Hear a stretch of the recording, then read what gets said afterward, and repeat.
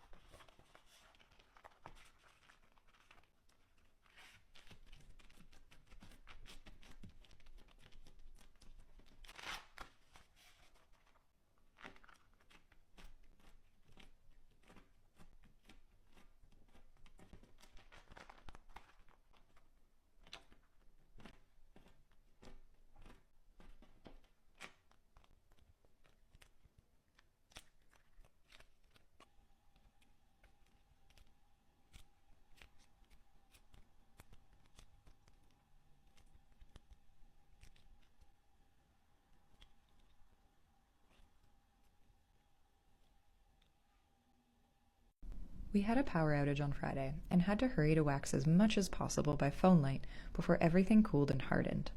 It's important for us to use as much wax mixture as possible each day, otherwise it hardens into a large block that takes hours to remelt in this particular piece of equipment. Each day, we start by melting down all of the ingredients in our industrial melter instead. Since it's quite hot, it works much faster. The liquid mixture here is then transferred into the chafing dish, which is a gentler heat, just enough to keep everything melted while still keeping our staff safe who are interacting with this vessel frequently during the waxing process. Why do you stack them on top of each other during the waxing process? This is a great question. The fabric is overlapped during our waxing process because the beeswax mixture is able to fully saturate each piece of fabric to fully coat them from top to bottom regardless if they're overlapped, making this process more efficient and effective than waxing each wrap individually. That is a great question, and there are two reasons why we don't pour any unused wax mixture back into the melter.